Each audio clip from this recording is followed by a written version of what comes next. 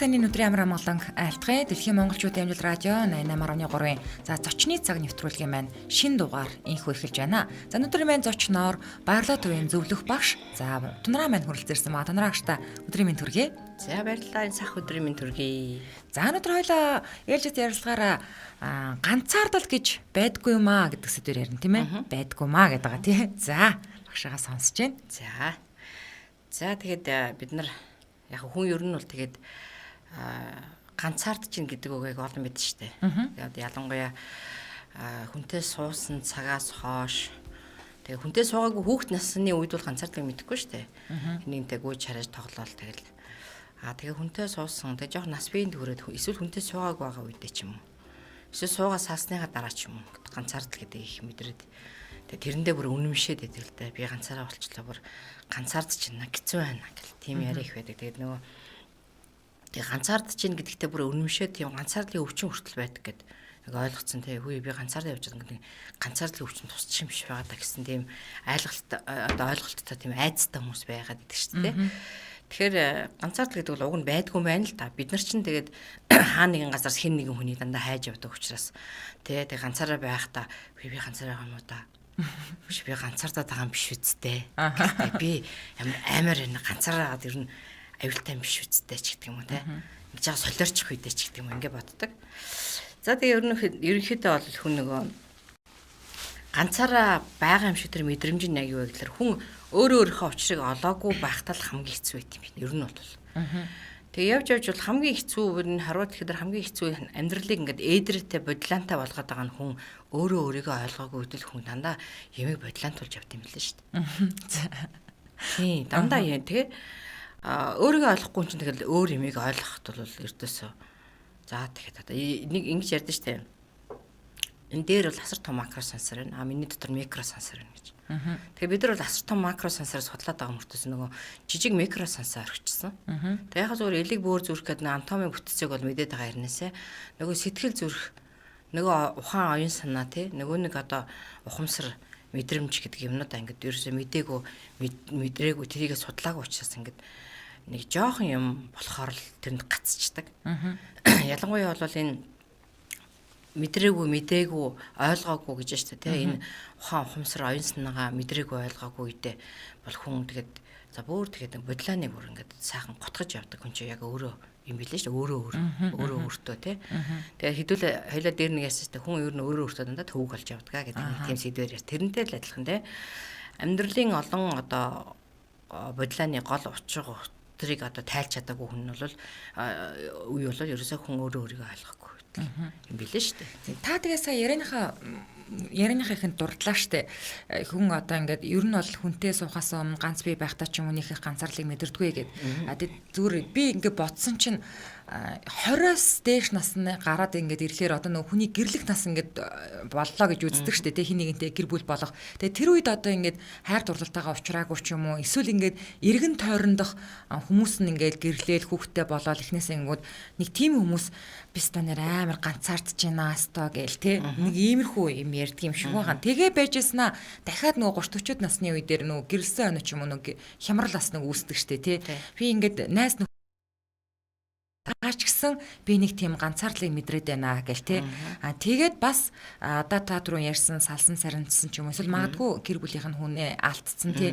Яг ийм тохиолдолд бас ганц бие байдаг хүмүүс одоо ялангуяа томоохон баяр ослоор ч юм уу те. Нөгөө нэг гэр бүлийн хамт тэмдэглэдэг цагаан сар шинэ жилийн үеэр бас их ганцаарлыг мэдэрдэг юм шиг байгаа. Гэвтэл бол таны ярьж байгаагаар бол эн чинь бол ганцаардаад байгаа юм бишээ. Тухайн хүн өөрөө ганцаарлыг одоо бараг зохиогоод байна тийм үү? Өөртөө үүсгээд байна гэж ойлгож байна. Ганцаараа байгаа да. Хүн хин нэг нь одоо өөрийнх нь нүдэнд өртөхгүй бол би ингээд ганцаараа байгаад байна гэж боддог. Тэгээ ганцаараа байгаад байгаа да одоо тэ нөгөө ярилцах хүн байхгүй.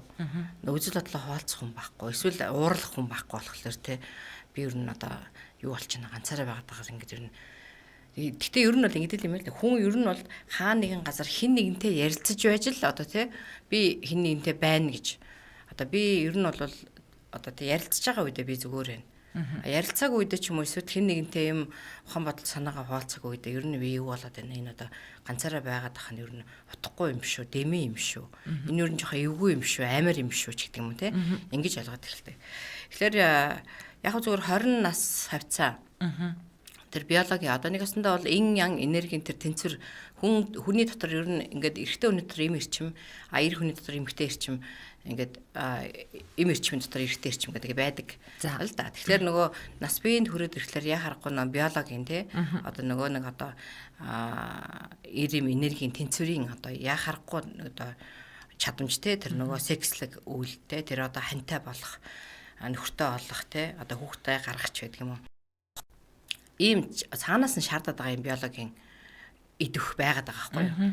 Гэтэл зохицол байгаад байгаа байхгүй юу. Гэтэл нөгөөх маань ууг нь бол бид нар хэрвээ жоохон ухаан сэхэтсэн бол арай нэг жоохон өөр өнцгөр юмыг харж болох байсан юм шиг байгаа. Одоо бол харин нэг хүмүүсийн оюун санаа бол өөр болчлаа л да.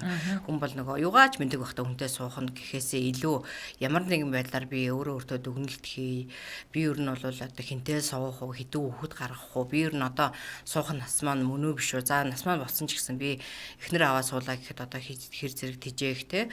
Тэртээ хүний үүрэг оройл юу гэлээ. Эмэгтэй хүн гэхэд нөхөртөө оллоо гэхэд би хідүү хүүхэдтэй болох уу? Яаж өөр хүүхэдтэйгээ нөхрийгөө одоо ингэж те амьдралын энэ одоо юм дотор ингээд өвтэйхэн зохицоод амьдраад яваад чадах уу гэдэг талаар бас хүмүүс чинь нэг ойлголттой болоод идэг болчлоо. Гэтэл бол ойлгоогүй яваад байгаа хүмүүс маш олон болоод байгаа. Маш их байгаа бүр байхдаа бүр тий. Тэгээ ердөөсөө бол нөгөө салсан тий түрүү ярьсан тий эсвэл хань нөхөр нь алдсан ч байдаг юм уу. Эсвэл одоо ингээд цөөхөн хүүхдтэй хүмүүс чинь ингээд ганцаар хүүхдүүд нь тусдаа гараад явчихдаг тий. Эсвэл одоо ядгийн ер нь нэг тийм ганцаараа үлдсэн маш олон ялангуяа жоохон настай дурдууд тийм бэлэвсэн эмэгтэй хүмүүс их байдаг. За эсвэл бүр ингээд нөгөө нэг их нэртэй мөртлөөсөө ингээд нэлээд нас өндөр гарцсан тий. Одоо хүн тоохоо болцсон, албан тушаалгүй болцсон. За хэр оргийн эмэгтэй хүн рүү гүйчихэд нөгөөдөл нь инээч барихаа болцсон. Ер нь ингээд нөгөө залуу наснда бол гялцж явсан хүн жоохон ингээд хөшөөд ирэхлээр за би ер нь бол юу болж байна. За би ер нь яах ёстой. Одоо надад бол хүлээж байгаа юм бол өхөл байна. Тэгээ өөр надад юу байна гэдэг ингээд амьдралыг маш их утга учиргүйгээр тэгээ голоо зогоож байгаа юм нь морита тоглоом, голоо зогоож байгаа зүйл нь арх хүүхэн байгаад байна л да. Тэгэхээр амьдрал бол өөрөө цаг хугацаа юм байгаа юм л да. Тэгээд ингээд хүний ингээд өөрийнхөө ааш хараншинд одоо өөрийнхөө аягнд ингээд тааруулах гээд бид нар явдаг л да тий. Гэтэл аяг таарж өгдөг. Яаж хийж байгаа л ямар нэгэн байдлаар сэтгэл өөр одоо болоод идэг. Заримдаа бол хүн гэдэг чинь гуниглан тий. Ойлгомжгүй заримдаа хуйсгна зүг зүгээр яж байгаа тий. Эсвэл шал танихгүй мэдхгүй хүнд гомдно. Эсвэл бүр урд эртний зүйлд хямарна. Яаж амьдрахаа мэдхгүй түр ярьсантай авгаа аавна. Яаж хийж яхих мэдгүй хүүхдтэй олно. Нэг нь дурлна. Салж болохооргүй хүмүүсээс сална. Шартна гэдгээ мэдхгүй байж шунаж уuna. Алдхаа мэдхгүй тоглоно. Эсвэл алдхаа мэдсээр иж тоглоно. Эсвэл зүг зүгээр яжгаад хүнээс мөнгө хуугаад амьдраад нэ гэж бодно. Хизээ идэж барахгүй те мэдхгүй тэр их хог навшиг овоолно. Хин нэгэнд одоо хонцогнож явна. Хинтээ чамаагүй маргалдана. Хөгшин гэдгээ мэдгүй сэгэлзэн. Өхөн гэдгээ мэдгүй мөнхийн юм шиг ажиллана. Энэ бол нөгөө нэг хүн эрдөөсөө нөгөө өөрөөгөө түр хамгийн ихний ярианд те олоогүй байх тусмаа хүн өөрөө өөртөө болон бусдад дандаа ингэж юм те төвг одоо түр яаж штэ саллий гэж одоо салах ёсгүй хүмүүсээс салдаг. Одоо ингээл харж байхад амьдрал дээр харж байхад аваагасаа ер нь залхаж шүү. Одоо ер нь бол таар тохирохоо боллоо шүү. Дараагийн хүнтэй сууна. 2 хүнтэй тэгсээрнээсээ 3 хүнтэй ч гэдэг юм уу те. Одоо дараагийн хүнтэй сууна гэдэг. Тэгэхээр нөгөө тэр хүнээ анх суухтаа бол мэдээж жаргаа нь одоо сайхан байна л гэж суусан л байлгүй дээ одоо мэдээж тийм ээ. Тэгээд тэр сайхан 2 3 4 хүүхдээ гаргачихад одоо ингээд чи бол надад уйтгартай байна. Одоо би дараагийн хүнээ сонгоно гэдэг энэ байдал бол өрдөөс нэг хүн өөрөө ойлгохгүй байх тусмаа л дандаа ингэж нэг юм гаднаас ямар нэгэн зүйл хайж явдаг тийм. Хин нэгнээс л ямар нэгэн таашаал жаргалыг идэх гэж явдаг. Тэгээ ганцаараа байж байгаа энэ мэдрэмж ч гэсэн те хин нэгнтэй юм ярьж хин нэгнийг өөрийнхөө дотоодод байгаа сэтгэлийг ингэж илэрхийлэхийн тулд хин нэгнтэй би байх ёстой гэдэг. Яг ингээд цуг байгаад ирэхлээр би энийг гоочлно. Зөгөөрөө ахгүй шүүмжлэн. Доромжлон, элдвэр хилнэ. Ая хоол хийгээд өгсөн ч гэсэн таалагдахгүй. Тэгээд ингээд хүн яах гээд байгааг нь мэддэхгүй нэг юм ааш нь олддгүй аран шинтэй амьтныг хүн гэдэг юм л да.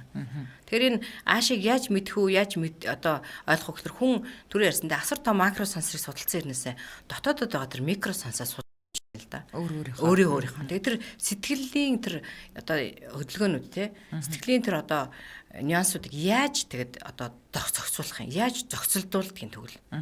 Яагаад хүн ингээд насан туршдаа зохицолдож амьдрч чаддгүй юм бэ гэдэг те хинтээ зохицохгүй байгаа байхгүй юу.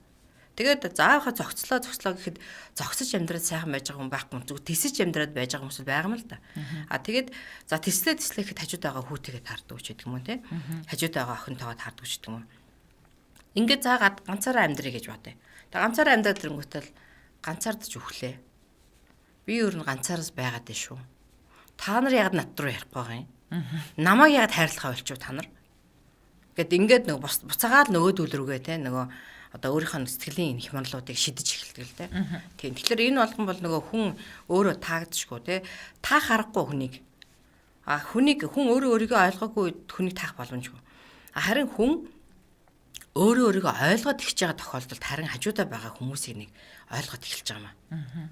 Тэгэхээр энэ дотгошоогоо судалгаа явуулахгүй л те тэр микро сансар буюу өөрийнхөө дотгошоогоо нэвтрэхгүй л бол хүн тэгэл өрдөөсөө энэ амьдрал энэ сайхан цаг хугацааг бол тэгэл гансарсан, гонхорсон те нэг л ингэ төвшсөн ганцаараа үлдлээ одоо яана гэл те ганцаараа одоо би яанда гэл ингээл өгшин нас орчлоо одоо би яанда одоо бүр яаж ганцаараа энэ насыг туулна да гэл ингээл ганхраал, гансраал, гундаал, гонхраал те ингээд сууждаг.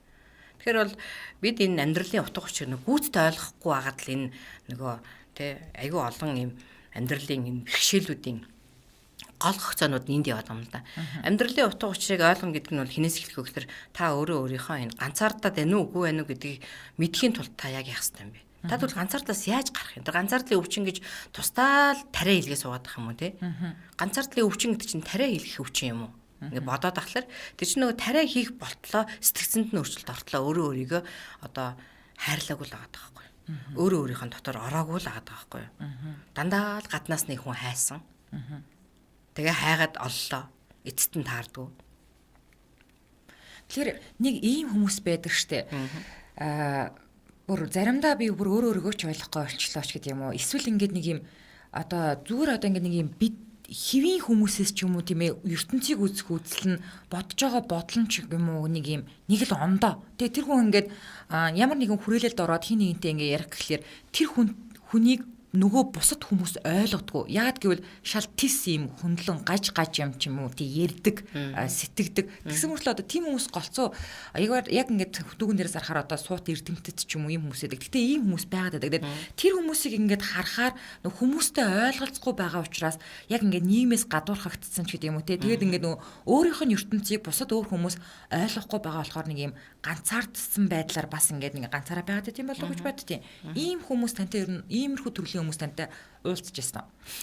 Ер нь бол яг ингээд яг тийм хүмүүсийн хувьд болохоор нэг бол нэг оюун санаа сэтгхүүн хувьд төрүүлээд те одоо бидний энэ ингээд нэг бугшсан энэ нийгмээс төрүүлээд төрцөн байдаг. Төрүүлээ сэтгэдэг байдаг те хэмжээс нь арай өөр байдаг.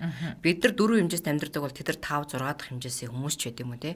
Тэгэхээр нөгөө ингээд хүмүүсийг ингээд дээрээс хараад шүү дээ. Ингээд дээрээс харахаар нөгөө улсууд нь ингээд сэтгэлд нь нээцч өгөхгүй те. Тэгээд уг нь бол өөрийнхөө санаа сэтгэл нэг доошоогоо буугаад юм уу нөгөө энгийн хүмүүст харуулж ярих хэрэгтэй байтал чинь те. Өөрийнхөө хэмжээсэнд ингээд ярихаар нөгөө хүмүүс ойлгохгүй энэ жоо юмтай гэлтэй. Яг тэгдэг. Манай эмээ ярьдیں۔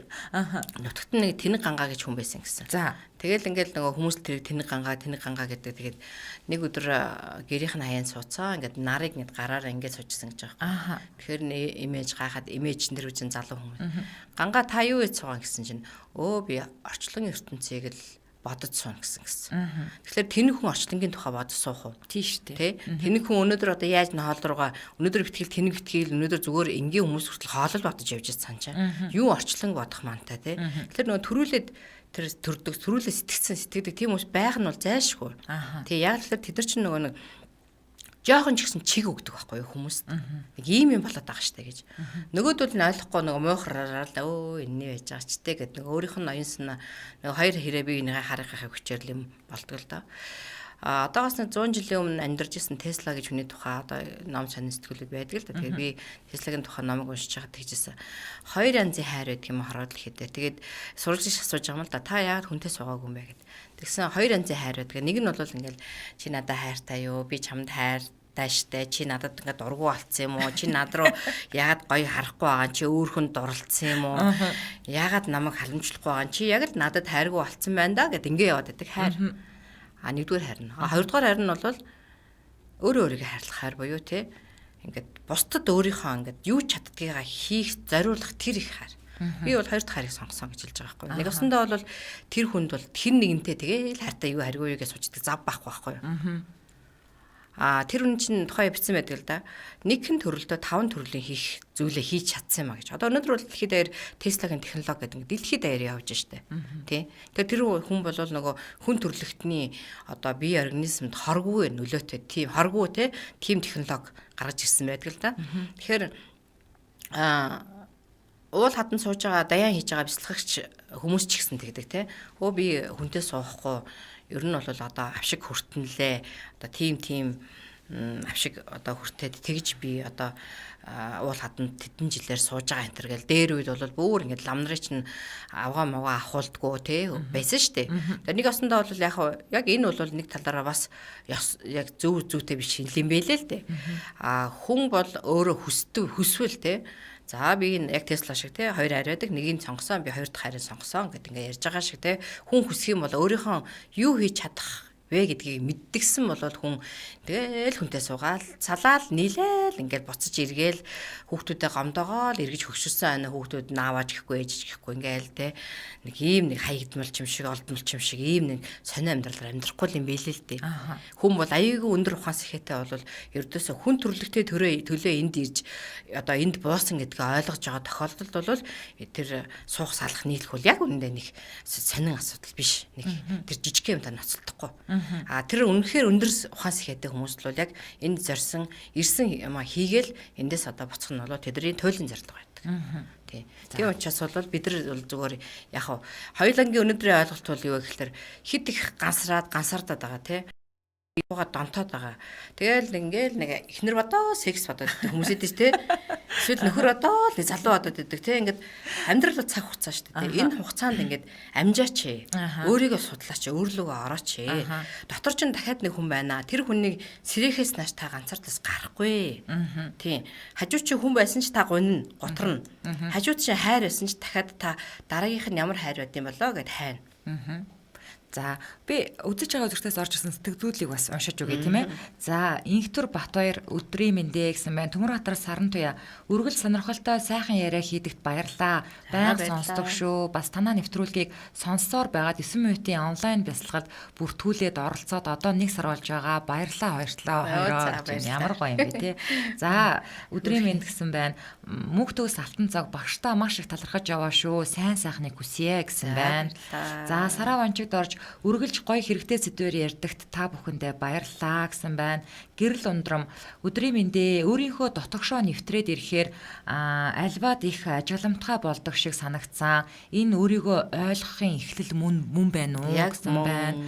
За тэгээд ганцаардлаас гарах зүйл олны дунд орох хүмүүстэй ярилцаж хүмүүсийг сонсож сурах гэх мэтийг зоригтой алхам хийж байж гарах байх гэж боддгоо. Надад ганцаардалд орсон үе байсан. Залуу байхад бараг хүүхдэрээ шахуу байхад өөрийгөө дандаа голж бусдыг одоо өөрөөсөө дээгүүр тавьдаг байсан болохоор намайг хүн тоохгүй гэж боддог байсан болохоор тэрэ гэсэн байна. Яг үнэ. Яг үнэ. Тийм. Тэгэхээр ер нь бол тэр татгшоогоо ороход ингээд оронгот бусдыг ажигламтгай болж байна. Энд юу вэ гэхээр мэдрэмж өсөд байгаа байхгүй юу? Мэдрэмж өсөөгөө тохиолдолд бол бусад хүнийг зовоогоод байгаагаа ч хүн мэддэггүй шүү дээ. Өөрийгөө зовоогоод байгааг ч мэддэггүй. Бусад хүнийг зовоогоод байгааг ч мэддэггүй тий. Тэгэхээр энэ ажиглаа татгшоо ороод ирэнгүүт ажиглалт нэмэгдэж байна гэдэг бол та яг бяцлаглыг одоо яг жинхэнэ утгаар нь бол хийж эхэлсэн байна гэсэн үг тий. Тэгээд энэ ажиглалт нэмэгдээд ирэхлээр өөрийгөө ойлгоод эхэлдэг. Өөрийгөө ойлгоод ирэхлээр бусдыг ойлгохдоо амархан болдог. Өөрийгөө ойлгоод эхэлж байна гэдэг чинь яг үнэндээ бол тэр дотор чинь дахиад нэг тэ одоо сэрхүү мэдрэмж тэр ухамсар байна гэдгийг хүн ойлгоод эхэлдэг. Яг энэ ухамсар сэрхүү мэдрэмж өндөр тохиолдолд хүн ганцаардал гэдгийг мэдхээсээ илүү тэ тэр өөрөөс нь гарч байгаа тэр хайрын давтамж бусдыг тэжээж эхэлдэг. Бусад хүмүүсийг тэжээдэг. Тэгээ яг тэр үедээ бол ингээд жаргалын доо тий амьдрал гэдэг чи ийм жаргалтай зүйл, жаргалтай акшн байсан юм уу гэдгийг мэдэрч эхэлдэг. А түүнээс таны хажууд нэг цагаан залуу суучаал хөөрхөн шүү, сайхан шүү гэл үнсэлээвэл тий ахаал үнсүүлмээр санагдаад байгаа энэ байдал нь бол өөрөө дотооддоо ямар нэг юм хийгээч гэсэн үг байхгүй юу? Дотооддоо юм хийгээч. Энэ залуу хичнээн үнсэх юм бэ таныг тий. Тэгээ үнсэхгүй жоохон цаашаа харчих юм бол чи яагаад надад үнсэхгүй байгаа ингээд хайр нэхэд хэрүүл үсэж эхэлнэ тий. Тэгэхээр та байгаа юм чин дотор чин те энийг ингээд жоохон тижээгээд энэ дасгалыг хийгээч. Саяны залууд баяр хүргээ те одоо би тэрийг сонсчоод ингээд онлайн бяцлагад хамрагдсан байна. Тэр маш том ололт тийм. Тэгээд Солонгостоос ажиллаж амьдарч байгаа эмэгтэй над руу бас чатаар хандсан байсан. Тэгээд бас та хоёрыг сонсоод ингээд бяцлал хийдэг болжээ. Тэгээд нөгөө хоёр хүүхдээсээ хол их хэцүү байна гэж жилээ л дээ. Тэгээд ингээд танаа нэвтрүүлгүүдийг сонсож яг ингээд ганцаардлаас ч гэдэг юм уу те яг нэг ийм байдлаас салдгаа.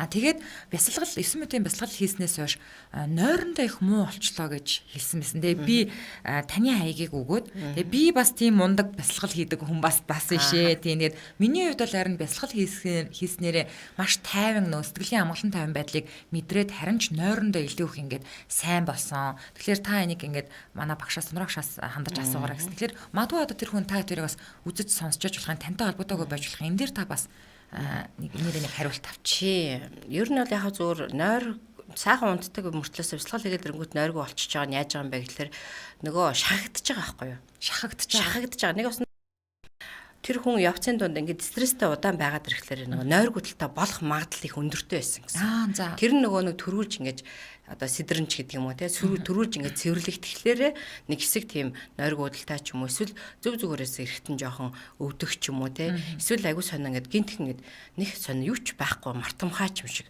бүр ингээд эргээл хүний ярьсан юм ингээд ирэхээр л байхгүй болчих ч юм шиг те ингээд ийм олон янзын одоо шахалтууд цэвэрлэгээнүүд явагддаг. Гэтэ энэ бяцлал бол нэгдүгээр ямар нэгэн аюулгүй яад вэ гэдгээр нь шүү дээ та өөрийнхөө энэ одоо тий аюулгүй төвшин буюу нэг осондоо бол энэ зүрхний хүрд гэдэг бол өөр хайрын энэ давтамжин дээр бяцлагдлаа хийж байгаа учраас энэ дээр бол ямар нэгэн аюул байхгүй зүгээр янз янзын үзэгдлүүд янз янзын одоо зөв буруу чимшиг санагдаж байгаа тийм үйлдэл гарч магадгүй. Гэхдээ би бол сүүлийн энэ бяцлаглыг бол 9-10 жил шахам дасгал хийж штэ. Тэгээд өдөр болгон хүн болгонтой харьцаж байна. Өдөр болгон маш олон хүн манад орж бяцлал хийж байна те. Өнөөдрийн байдлаар бол маш ололттой байгаа. Маш амжилттай явж байгаа те. Тэгээд та хоёрыг ер нь бас дэлхийн өнцөг булан борт байгаа монголчууд маань сонсдог тийм ээ. Манай радиог сонсдог, үздэг байгаа. Тэгэхээр яг энэ одоо хүний нутагт байгаа хүмүүсийн үед бол нэг гэр бүл салалт тэгээ дээрэс нь энийгээ тайлбарлахдаа би ганцаар талаас болоод тий өөр нэг сонгоцсон юм ач гэдэг юм уу те нэг ийм тайлбар өгдөг шүү дээ. Та сая ингээ ярьлаа өөрийгөө хүн олно гэдэг маань ер нь хамгийн ихний алхам нь өөрийгөө ойлгож байгаа хамгийн ихний алхам нь хин нэгнээс бурууг хайх биш. Би хэрвээ энэ хүний оронд байсан бол би яах байсан бэ? Би ямар алдаатай байна? Би яг яалаа гэдгийг дээр их илүү их ажилдаг, анхаардаг болчтой юм шиг надад бол санагдаад байгаа юм л да. Тэгээд энэ хүмүүстээ сандаж та зөвлөгөө мэдээлэл хүргэж одоо ингээд нэг би хол байгаа, гэрийнхнаасаа хол байна, хүүхдээ санаж, би ингээ ганцаардаад байгаа болохоор ингээд дээ штэ тий.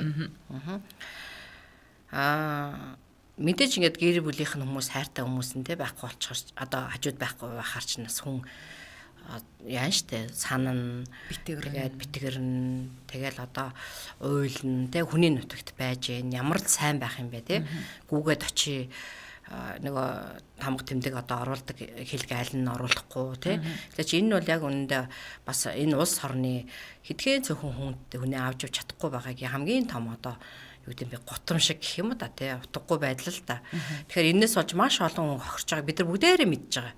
Тий аав уу болж, нээжгүй болж, хүүхэд нь эргээд ээж автгаа нэгдэхгүй болж, салж нийлж, тий ингээд хөвшин настай ээж нэрэгтэн нас орсон байна, аав нь өнгөрцөн байна ч гэх юм уу тий. Гэх мэтлээ ингээд энэ мөнгө олохоосоо илүү ингээд сайхан юмнуудаас салаад байгаа нь бол айгүй олон байгаа байхгүй юу. Бид бол нөгөө хүний нутагт очиж юу их вэ гэхээр мөнгө л олох гээд байгаа шүү дээ. Тэгээд ч нөгөө мөнгөөрөө юу их гээд байгаа гэхээр нөгөө хоёр өрөө байшингаал авах гээд байгаа шүү дээ. Гэтэл бол ганцаард шүү дээ тий.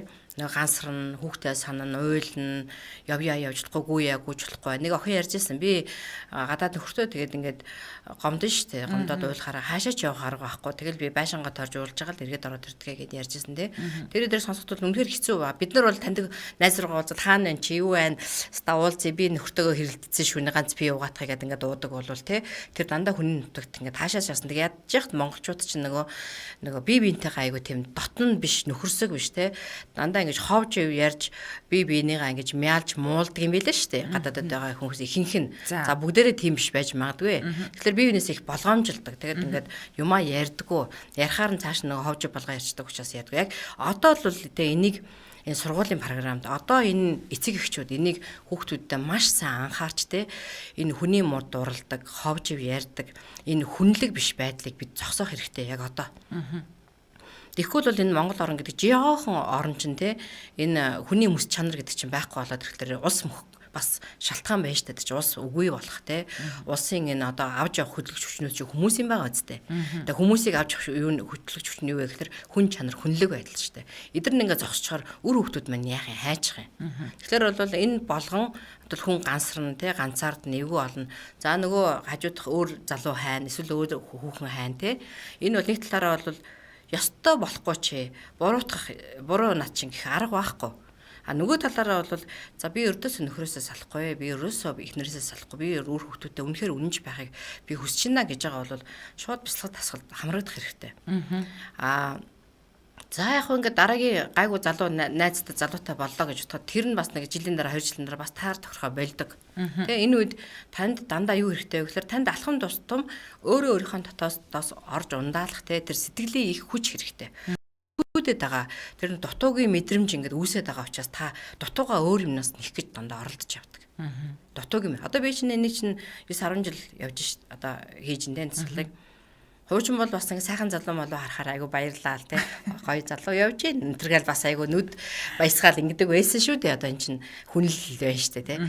За тэгэл одоо бол ингээл залуу мал янз янзын хүмүүс явна те юу яг өндөө бол сайхан залуу байна да гэж ботхоос ш нөгөө энэ юу вэ гээл ингээл те арай өөр нүд мүдээр хараал ингээл жоох айлгүй майлх утгах гэдсэн бол тэр мөрн ингээд байха болсон байгаа. Яг тэр нөгөө дүүрэн мэдрэмж гэдэг чинь өөрөө маш их нөгөө итгэл өөртөө итгэлийг бий болгочдөг. Тэр өөртөө итгэл нь өөрөө юу гэхээр хүний дотоод сэтгэлийг тийжих хамгийн том тийжих хүч байдаг. Тий. Тийм учраас бол та дандаа өөртөө итгэлтэй яв. Таны өлсөд цангаад байгаа юм шиг тэр мэдрэмж өөрөө дутуугийн мэдрэмж. Тий. Та юунд дутаад байгаа юм бэ гэхээр тэр нөхөр салцсандаа биш. Та ганцаараа байгаадаа биш байхгүй юу? Та өөрийнхөө дотоодоос орж ундаалдгүй л хамгийн гол утга учир нь байгаа юм.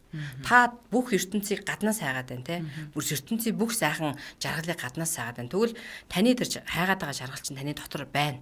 Намайг бэлэн ашиглаад өгөөч ээ гэж сууж байна. Намайг ашиглаач гэдэг шиг те. Дотор нь суугаад байна. Тэгэхээр бол таны дотор өөрөө чи ашиглах тэр эрчим хүч ингээ зүг зүгээр хөвтөд байгаа байхгүй юу? 96-97% потенциал нь ингээ зүгээр сайхан. Тэрийг юунд ашиглаж байгаа гэхээр гутарж гунахаар ашиглаад байгаа. Уурлахаар ашиглаад байгаа байхгүй юу? Тийм.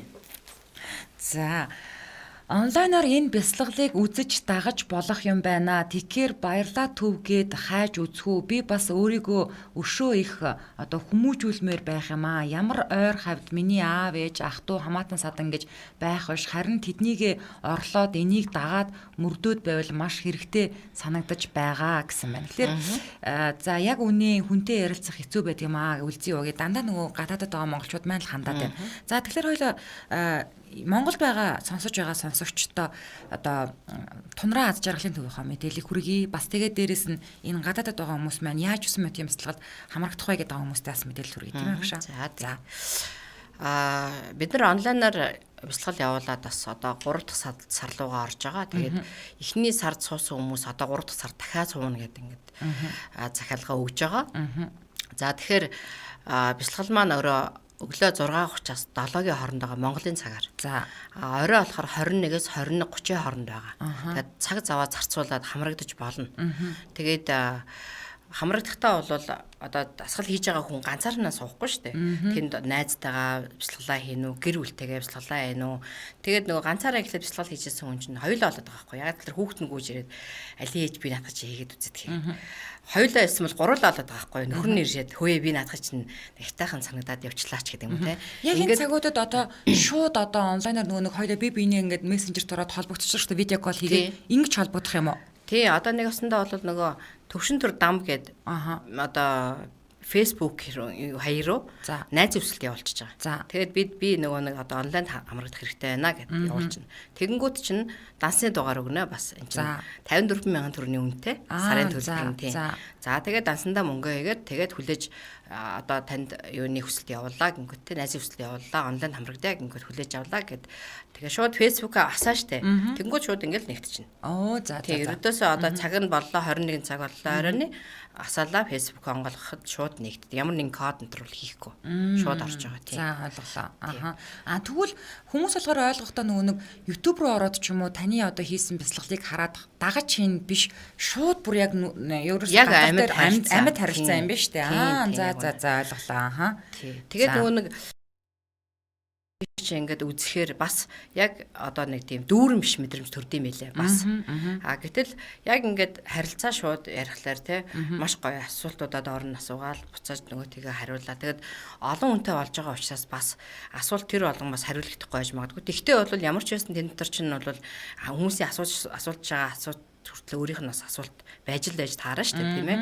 Тийм учраас бол боломжтой одоо боломжоор л асуултуудад хариулаад дасгал хийгээ явж байгаа тийм. За ойлголоо. Ялангуяа одоо энэ гэр орноосоо гарахгүй байгаа энэ үед бол бас хамгийн оновчтой зөв шийдэл нь бол одоо яг энэ болж таарад байгаа байхгүй тийм. Тэгэхээр нэрээ 3 сарын 2 хүртэл нөгөө нэг олон нийтээр цуулрах муулрахыг ч одоо хориглочод байгаа шүү дээ. Тэгэхээр одоо яг энэ өдрүүдэд бас манай баярлаа Тунраа аз жаргалын төвийн маань нөгөө нэг хаспитал сайн цуулардаг нөгөө бяцлаглууд маань хийхдэггүй байна уу? Яаж хийхдэггүй байгаа гэсэн ингээл нөгөө өдрөөс хавлаад хагас өдрийн лекц бол явагдахгүй. Тэгээд олон хүн ирдэг учраас одоо тийм өстө олон хүн ирдэг ш тийм. Тийм учраас бол явагдахгүй гэсэн үг.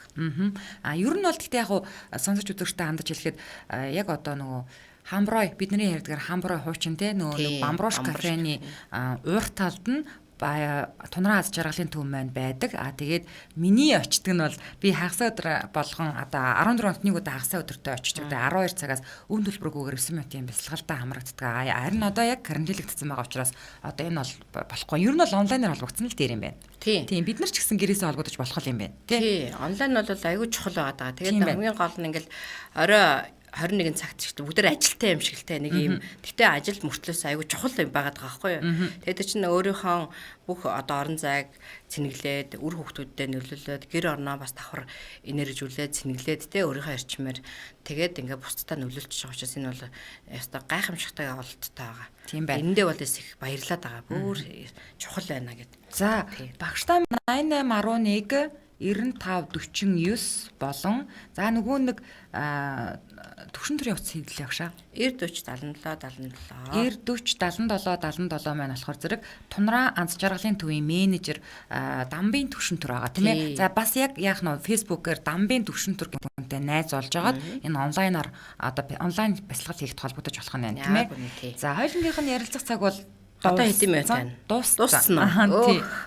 За. Сайн уу? Маш сайхан зүйл ярьдаг шүү. Баярлаа. Үнэн шүү. Гадаадд байгаа болохоор өөр хүнд ярилцах боломж байхгүй. Өөрөө өөртөөгөө л ярьж байна да. Баярлаа гэсэн байна. За. Нөгөө яаж холбогдох вэ гэсэн юм байна. За баярлаа гэсэн байна. Цэрэн дэлгэр жаргал сайхан сайн уу? Маш сайхан зүйл ярьдаг шүү. Баярлаа гэсэн байна. За тэгээд энэ гадаадаас холбогдож байгаа хүмүүс маань Төвшин төр дам гэсэн фэйсбүүктэй найз болоод тэгээд онлайнаар 9 минутынхаа бяцлагалд хамрагдаж болох ийм сайхан боломж бүрдсэн байна. Тэгээд энэ үрээд Тунраа гүшгтэрийн маань өнөөдрийн ганцаардал гэж байдгүй гэсэн ярилцлага маань сэдв маань өндөрлөж байна. Тэгээд 14 хоногийн дараа яг энэ цаг мөчтөө Тунраа гүштайгаар эргээд уулзъя. Таны дотоодод ингээд нэг ахаад хүн байгаа байхгүй юу те. Тэр дотор хүнгээ бид нар ярьдаг шүү дээ. Дотор хүнтэйгээ ярилц, дотор хүнээсээ асуугаа те. Тэрийг ингээд хижээж байгаа тохиолдолд та ганцаардал гэдэг бол мэдрэх мэдрэхгүй. Тий. Та тэрийгээ сэрэгээрээ. За. Тий. За ойлголоо гшаа. За ингээд эрхэм сонсогч үзэгч та цаг бүрийн ихэнд явдаг шуурхай мэдээгээ хүлээн авч сонссны дараа 17 цаг 15 минутаас радио дубль нэвтрүүлгийн шин дугаарыг хүлээн авч сонсорой. Ингээд 7 өнөг болгоны энэ цаг мөчид надтай хамт болон Тунраа агштай минь хамт байдаг эрхэм сонсогч үзэгч танд баярлалаа. За баярлалаа.